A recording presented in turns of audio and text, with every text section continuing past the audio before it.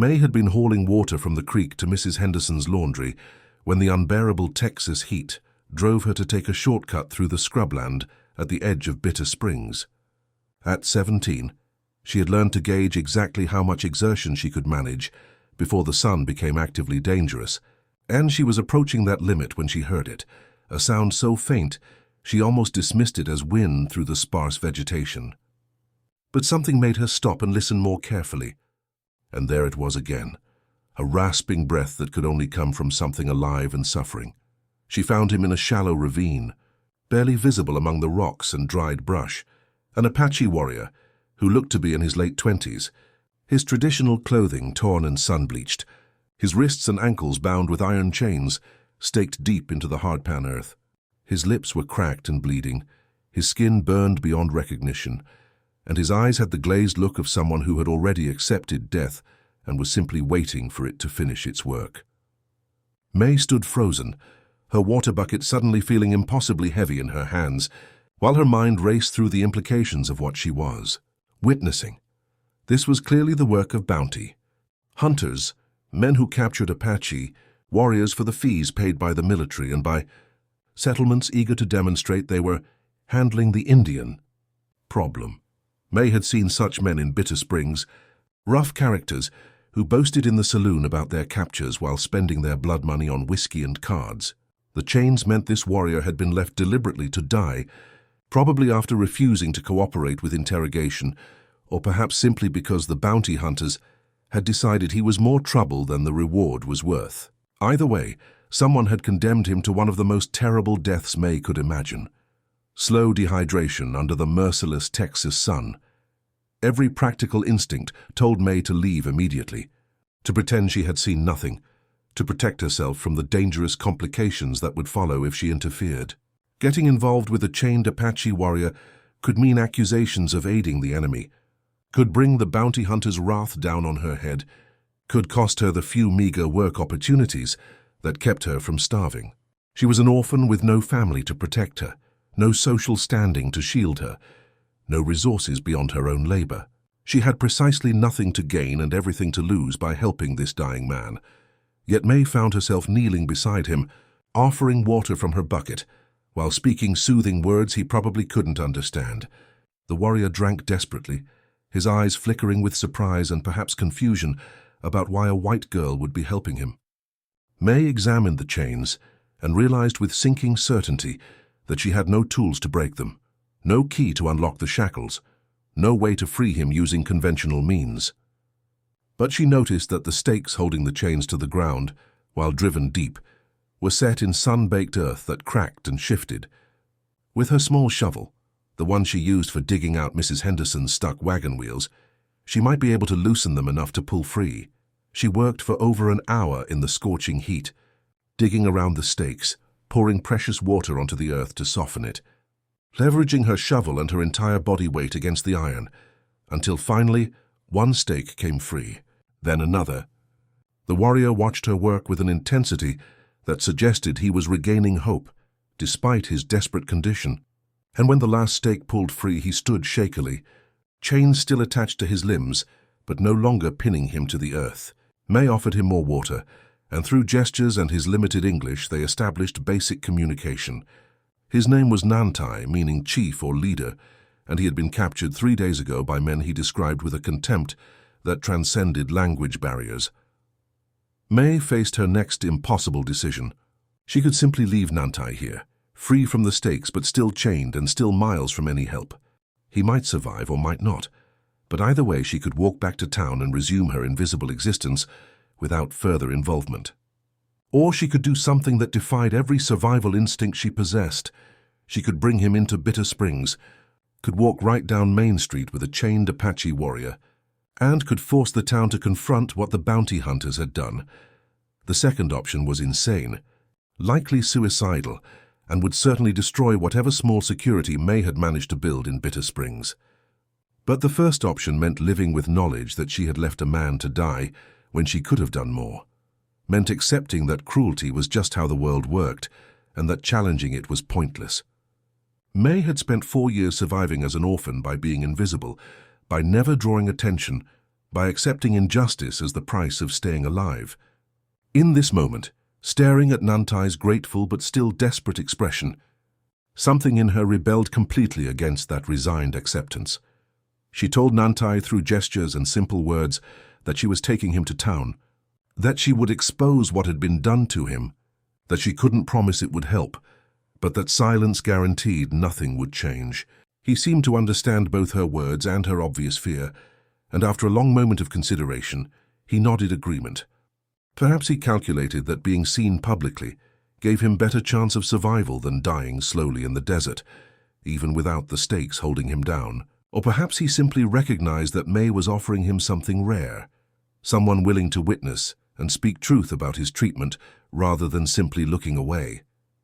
They walked slowly back toward Bitter Springs, May supporting Nantai when his weakened legs faltered, sharing the last of her water, preparing mentally for what was about to happen when they appeared in the town. She knew exactly where the bounty hunters would be at this hour, the Lucky Dollar Saloon, drinking and gambling with the money they'd earned from their recent captures.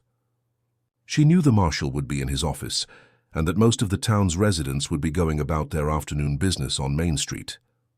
She was about to walk into the center of all that normalcy with a chained Apache warrior, and she had no illusions about how people would react. As they approached the edge of town and buildings came into view, Nantai spoke quietly in his careful English, asking May why she was doing this, what she hoped to accomplish by such a dangerous action. May answered honestly that she didn't know if she could accomplish anything, that she might just get them both killed, but that leaving him to die felt like surrendering the last piece of herself that still believed right and wrong mattered. Nantai considered her answer, then said something that would stay with May forever. Some people see suffering and turn away, you see, and walk toward. This is courage or madness, maybe both. They rounded the final corner onto Main Street, and May felt time seem to slow as heads began turning, as conversations stopped mid-sentence. As the normalcy of Bitter Springs afternoon shattered like glass, she walked steadily forward, her hand under Nantai's elbow supporting him, her heart hammering so hard she thought it might break through her chest, her voice preparing to speak words that would either change everything or end everything. Behind her, the desert where Nantai would have died stretched empty and indifferent. Ahead, the town she was about to shake to its foundations waited in frozen shock. And beside her, a warrior who had been left to die in chains walked with dignity despite his suffering, about to discover whether mercy existed anywhere in the world that had tried to kill him. The first scream came from Mrs. Patterson outside the general store, a shrill sound of pure terror that immediately drew every eye on Main Street to May and Nantai. For a frozen second, no one moved. They simply stared at the impossible sight of the orphan laundry girl walking calmly down the middle of the street with a chained Apache warrior beside her. Then chaos erupted as people scattered, women grabbing children and fleeing into buildings, men shouting warnings and reaching for weapons, store owners slamming shutters closed as if preparing for attack. May kept walking steadily forward, her voice rising above the panic. "Nobody move! Nobody shoot! This man needs help." Her words seemed absurd given the circumstances, and she knew it, but she continued speaking anyway, explaining in a rush that she had found Nantai chained and dying in the desert, that he had been abandoned by bounty hunters to die of thirst, that she was bringing him to town to expose this cruelty. Most people weren't listening. They were too focused on the perceived threat of an Apache warrior in their midst, but May saw a few faces registering confusion rather than pure fear, a few people actually hearing her words rather than simply reacting to the sight. Marshal Wyatt emerged from his office, his hand already on his holstered pistol, his face showing the mix of shock and professional assessment of a lawman confronting an unexpected situation. He called out to May, ordering her to stop where she was, to release the prisoner to step away slowly. May halted as commanded, but didn't release Nantai, instead calling back that he wasn't her prisoner, that she was trying to save him, that the marshal needed to hear what had happened before anyone started shooting. Wyatt moved closer cautiously, his weapon now drawn but not yet aimed, clearly trying to understand whether May was a hostage, a collaborator, or something else entirely. Before May could explain further, the saloon doors burst open and 3 men spilled out, the bounty hunters who had captured Nantai, and left him to die. May recognized them instantly. Clem Barker, the leader with his scarred face and cold eyes, his brother Dale with his nervous energy, and Jed Murphy, the youngest but perhaps the cruelest. They stopped dead when they saw Nantai, their shock transforming rapidly into rage. Clem's hand went to his gun as he shouted that the Indian was their prisoner, that May had stolen their property, that they had legal right to recover him and collect their bounty. May's voice cut through their claims with surprising force, fueled by righteous anger. You left him chained to stakes in the desert to die. You weren't planning to collect any bounty. You wanted him dead. Her accusation hung in the air, and she saw several townspeople's expressions change as they processed her words. Clem tried to bluster, claiming they had secured the prisoner temporarily while conducting other business, that they had always intended to return, that May's interference had endangered everyone by bringing a dangerous savage into town. But his lies were too transparent, his defensiveness too telling, and May pressed her advantage. She described exactly what she had found. Nantai staked to the ground in the blazing sun. No water, no shade. The chains designed not to restrain but to ensure slow death. She pointed to his condition, to the burns and dehydration that spoke to days of exposure, to evidence that contradicted any claim of temporary securing. She challenged Clem directly. If they had intended to return for their prisoner, why leave him without water in heat that would kill him within hours? The bounty hunters had no good answer, and their silence was more damning than any confession. Marshal Wyatt looked between May, Nantai, and the bounty hunters, clearly trying to assess the situation through the fog of his own prejudices and assumptions. May could see him struggling. He was not a particularly good marshal, was often more interested in avoiding trouble than pursuing justice, but he also wasn't entirely corrupt. He seemed genuinely uncertain about what to do, and May realized she needed to force a decision before the bounty hunters took matters into their own hands. She spoke directly to Wyatt. Marshal, you can arrest me for helping him if you want, but look at this man. Really look. Then tell me who the criminals are here. Wyatt did look, perhaps for the first time actually seeing Nantai as a human being, rather than as an abstract threat. The warrior's condition was undeniable. The severe dehydration, the burns, the evidence of days of exposure, the desperation in his eyes that came from facing death. Even the hardest heart would have trouble claiming this was normal prisoner transport.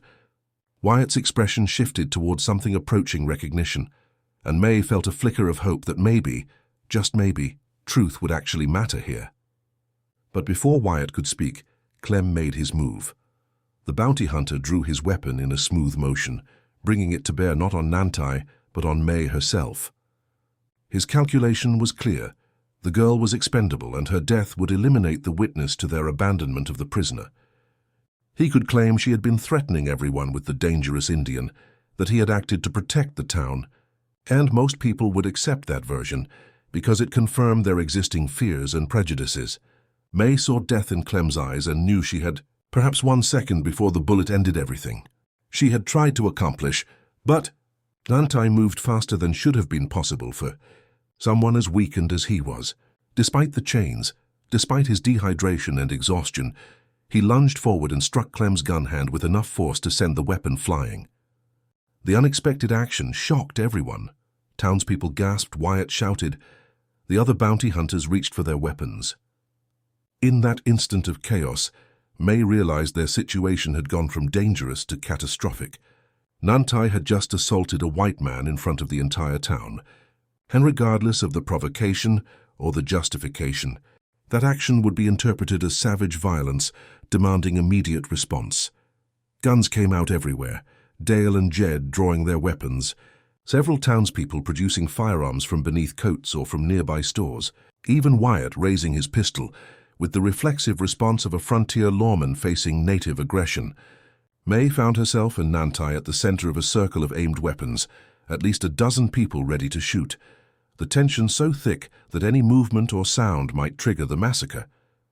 She had walked into town hoping to expose cruelty and force accountability, but instead she had created exactly the kind of violent confrontation that would confirm everyone's worst assumptions about Apache warriors and about foolish girls who helped them. In that terrible moment of suspended violence, with death aimed at them from every direction. May made a choice that was either inspired or insane. She stepped directly in front of Nantai, placing her own body between him and the guns, and she began speaking.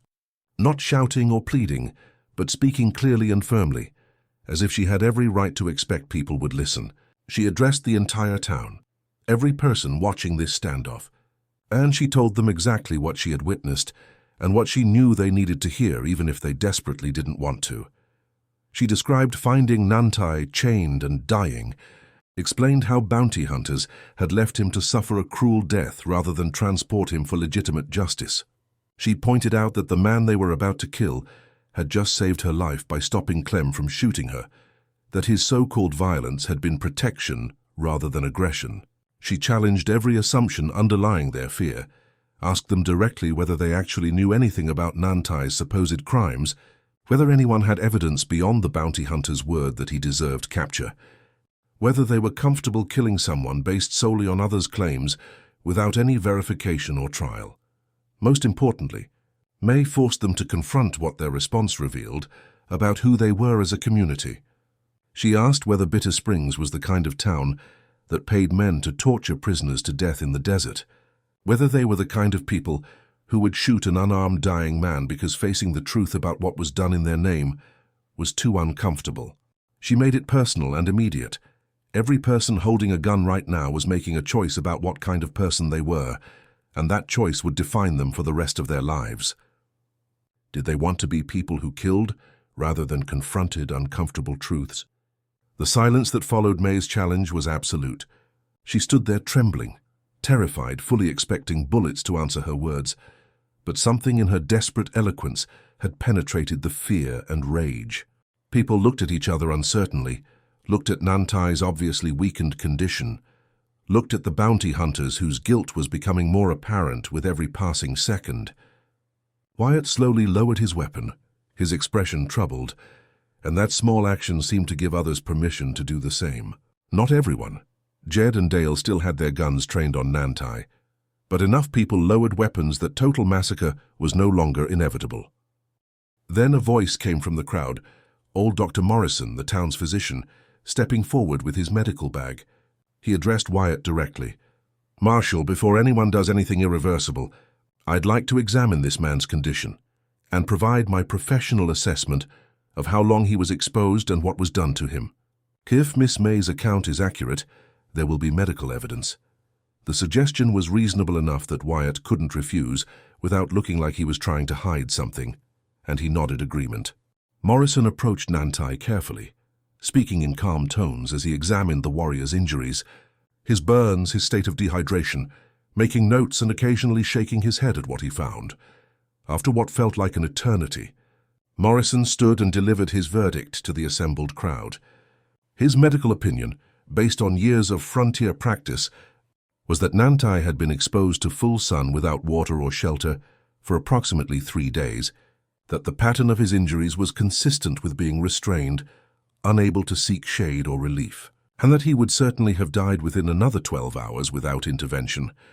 The doctor's calm professional assessment carried weight that May's emotional testimony could not, and she saw the dynamic shifting as townspeople processed what they were hearing from a respected source.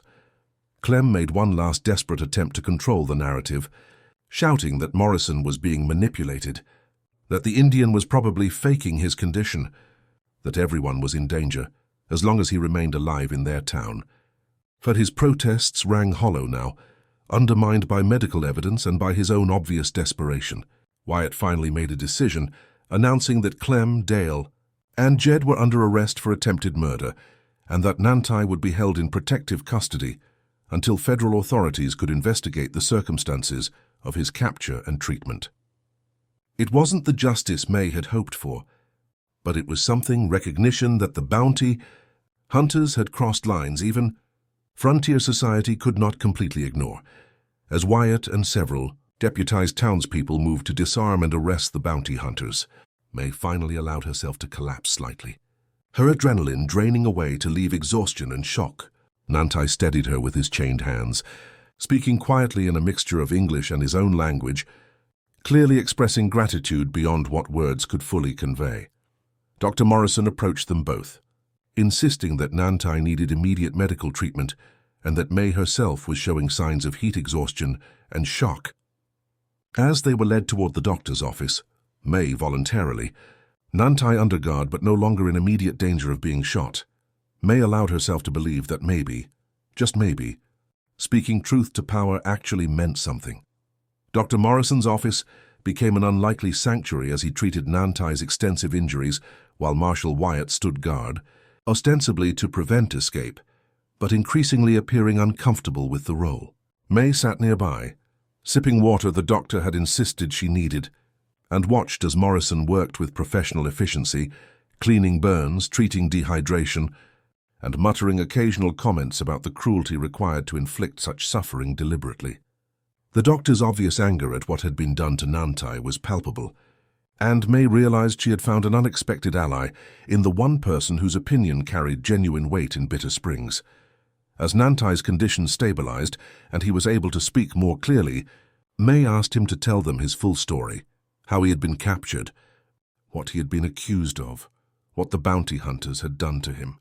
Through halting English supplemented by gestures and occasional translation, help from a store clerk who knew some Apache, Nantai explained that he had been traveling alone to visit relatives on a reservation when Clem and his crew had ambushed him. They had claimed he matched the description of a warrior wanted for raiding, though Nantai had never participated in any such activity, and the physical description bore no resemblance to him beyond being Apache. The bounty hunters had interrogated him about his band's location and leadership, clearly hoping to sell that information to military authorities for additional payment. When Nantai refused to provide details that would endanger his people, Clem had decided he was more trouble than he was worth. Rather than simply releasing him or even killing him outright, they had chained him in the desert as punishment for non-cooperation and as a warning to others who might resist their interrogations. The cruelty had been deliberate and calculated, designed to maximize suffering while maintaining deniability about murder. Marshal Wyatt listened to Nantai's account with increasing discomfort, clearly recognizing that if this story was true, and the medical evidence strongly suggested it was, then he had been complicit through ignorance in the bounty hunters' criminal operation. Wyatt had accepted their word about prisoners' guilt, had processed their paperwork without question, had enabled their operation through administrative convenience and willful blindness to their methods. The marshal's face showed he understood that his own reputation and authority were now on trial alongside the bounty hunters, and that how he handled this situation would define how he was remembered in Bitter Springs. As afternoon faded toward evening and word spread through town about what was happening in the doctor's office, people began gathering outside. Some were hostile, arguing that Nantai should be hung regardless of the circumstances, that May had endangered everyone by bringing him to town, that the bounty hunters' methods were regrettable but necessary given the dangers of frontier life. But others, May was surprised and heartened by how many, expressed outrage at what had been done in their name, demanded accountability for torture they hadn't known was happening, and argued that Bitter Springs needed to decide what kind of community they wanted to be. The debate growing outside eventually forced Wyatt to make another decision. He stepped out to address the crowd with May and Dr. Morrison standing nearby. The marshal spoke awkwardly, clearly uncomfortable with public speaking, but recognizing that silence was no longer an option. He acknowledged that the bounty hunters had operated with his administrative approval, but without his knowledge of their actual methods. He stated that evidence suggested they had engaged in torture and attempted murder, crimes that demanded prosecution, regardless of their victim's identity. He announced that Nantai would be held not as a criminal, but as a witness, and that federal authorities would be contacted to investigate both the bounty hunters' operation and the legitimacy of the various charges that had led to Nantai and others being captured. The response was mixed. Some cheered Wyatt's stance, others booed and shouted that he was betraying settlers to protect a savage. May watched the division play out and understood that this moment was revealing fault lines that had always existed in Bitter Springs, but had remained hidden beneath surface civility. Some people genuinely believed that native peoples deserved basic human rights and legal protections. Others believed that frontier survival required treating them as obstacles to be removed by any means necessary. The conflict between these positions had been manageable when it remained abstract, but May's action had forced it into the open, where it demanded resolution one way or another. That night, with Nantai sleeping under guard in the doctor's office, and May provided a cot in an adjacent room, she reflected on everything that had happened since she found a dying man in the desert that morning. She had expected to possibly save one life at the cost of her own, had prepared mentally for being shot or arrested for her actions. Instead, she had somehow sparked a crisis that was forcing an entire town to examine its relationship to justice, cruelty, and the systems it had accepted without questioning. The outcome remained uncertain, but May felt a strange satisfaction knowing that at minimum, comfortable assumptions had been shattered and difficult conversations were happening that might not have occurred without her desperate intervention. Over the following days, as federal investigators arrived and began documenting the bounty hunters' operation, the full scope of their crimes emerged. Records showed that Clem and his crew had captured over 30 people in the past 2 years, that only about half had actually been delivered to authorities, with the others simply vanishing from the record. Families began coming forward with stories of missing relatives, of people who had disappeared with no explanation or accountability. The pattern suggested systematic abuse extending far beyond Nantai's case, and even some of the bounty hunters' initial defenders found themselves unable to justify what the evidence revealed. May was questioned extensively by the investigators, her account matching Nantai's and being corroborated by Dr. Morrison's medical findings. The prosecutor handling the case told her privately that her actions had likely saved Nantai's life and had exposed criminal operation that might have continued indefinitely without her intervention. But he also warned her that her notoriety would make life in Bitter Springs difficult. She had challenged too many assumptions, had forced too many people to confront uncomfortable truths, and some would never forgive her for it. May accepted this assessment. She had understood the personal costs when she made her choice in the desert. The trial of Clem, Dale, and Jed became a spectacle that drew attention throughout the territory. Their defense argued that frontier conditions required harsh methods, that settlers had right to protect themselves by any means necessary, that treating native prisoners with excessive consideration endangered everyone. The prosecution, armed with detailed evidence and testimony from multiple witnesses including Nantai and May, demonstrated that the bounty hunters had crossed from law enforcement into torture and murder for profit. The jury deliberated for 2 days before returning guilty verdicts on multiple counts. The sentences were substantial, long prison terms that effectively ended the bounty hunting careers of all 3 men. Nantai was eventually released and provided with federal escort to his intended destination, the reservation where his relatives lived. Before departing, he sought out May to express final gratitude and to give her a gift, a small piece of turquoise worked into a simple pendant, which he explained through interpreter was meant to represent the clear water that saved his life and the clarity of spirit that motivated her actions. May accepted the gift with tears, understanding that she and Nantai would likely never meet again, but that their brief intersection had changed both their lives permanently.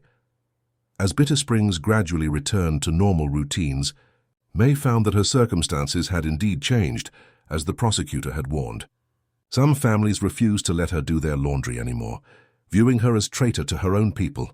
Others sought her out specifically, expressing admiration for her courage and offering work opportunities that had never been available before. The town remained divided about her actions and their consequences, but May was no longer invisible. She had forced people to see her, to reckon with her existence and her choices, and she could never return to the safety of being overlooked. Dr. Morrison offered May work as his assistant, recognizing that she possessed both intelligence and moral courage that were rare qualities in frontier communities. May accepted, understanding that this opportunity represented more than just employment.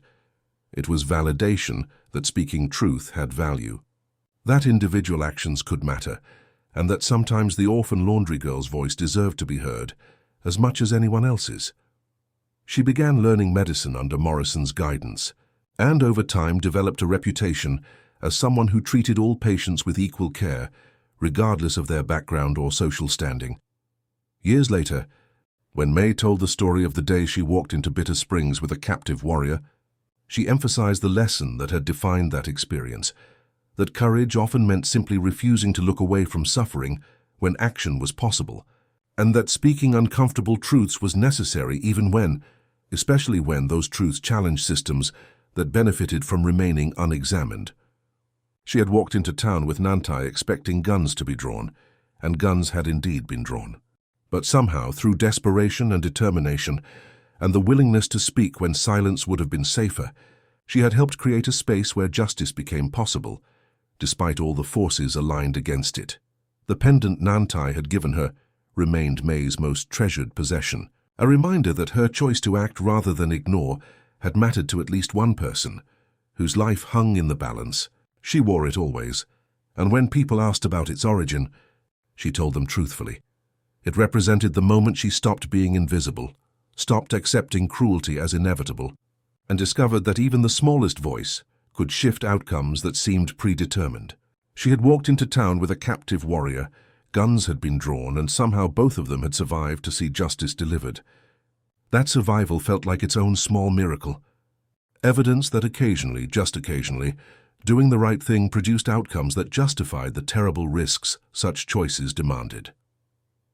6 months after the trial, Bitter Springs had transformed in subtle but significant ways. The bounty hunters' operation had been thoroughly dismantled, and new regulations required proper documentation and oversight of all prisoner captures. Marshal Wyatt, chastened by his role in enabling the abuses, had become unexpectedly diligent about verifying claims and ensuring prisoners received basic humane treatment.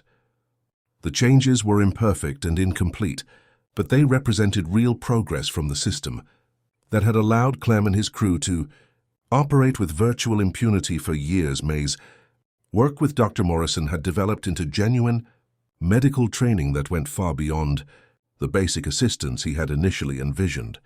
She proved to have natural aptitude for the work, combined with the kind of empathy that made patients trust her even when treatment was difficult or painful. Morrison began teaching her not just practical procedures, but the scientific and ethical foundations of medicine, recognizing that she possessed the intelligence and character to potentially become a real physician if she could access the formal education that remained difficult for women, especially poor orphans, to obtain. One of May's regular patients was James Tucker, a quiet rancher in his 30s, who had been one of the townspeople calling for investigation rather than summary execution during that tense standoff on Main Street. He began finding reasons to visit the doctor's office more frequently than his health strictly required, and May gradually realized his interest extended beyond medical consultation to genuine personal attraction. She was initially uncertain how to respond. She had spent so long being invisible that the experience of being seen and valued as a potential partner felt foreign and slightly dangerous. But James was patient and respectful, making clear his admiration for her courage, while also acknowledging the complications her notoriety had created. He told her honestly that courting her would probably cost him some business relationships with people who still viewed her actions as betrayal, but that he believed character mattered more than social convenience, and that he wanted to build a life with someone who demonstrated the kind of integrity she had shown. May found herself drawn to his straightforward honesty and to the stability he represented after years of precarious existence at the mercy of others' charity. Their courtship developed slowly, conducted partly in Dr. Morrison's office and partly during the occasional social events where May was now cautiously welcomed. Some residents remained hostile to her, but many had reassessed their initial judgment, especially as the full extent of the bounty hunter's crimes became undeniable. May learned to navigate the complicated social dynamics of being simultaneously admired and resented, Curve being a symbol of conscience to some and of uncomfortable disruption to others. News occasionally reached Bitter Springs about Nantai and his community. Through various informal channels, traders, travelers, and the occasional letter forwarded through federal authorities, May learned that he had become something of a leader among his people, known for his ordeal and survival and for his advocacy for peaceful coexistence when possible. The stories suggested he spoke often about the white girl who had saved him, using that example to argue that not all settlers were enemies, that individual relationships could transcend collective conflicts, and that building understanding required recognizing humanity in those whom society taught you to hate or fear. May felt profound satisfaction knowing that her desperate gamble had created ripples extending far beyond saving one life. Nantai was using his experience to advocate for approaches that might prevent future violence, might create spaces for dialogue and mutual recognition. She understood that such efforts were swimming against powerful currents of displacement, broken treaties and systematic injustice. But knowing that someone was trying, and that her actions had contributed to that trying, gave her hope that individual choices accumulated into something larger than themselves. When May and James married in a simple ceremony at the church, the guest list reflected the town's ongoing divisions about her legacy. Some families refused to attend, while others came specifically to demonstrate support for someone they viewed as having done something genuinely heroic. Dr. Morrison stood as witness, and in his toast at the modest reception, he spoke about how May had taught Bitter Springs an uncomfortable but necessary lesson, that comfortable assumptions about who deserved justice and who deserved cruelty needed to be examined rather than simply accepted, and that sometimes the most important voices were those that had been systematically ignored. May and James built their life on his ranch, but May continued working with Dr. Morrison several days each week, unwilling to give up the medical practice that had become her purpose and identity. The arrangement was unusual. Married women were expected to focus on domestic duties, but James supported her choice, recognizing that trying to confine May to conventional roles would be both unfair and futile.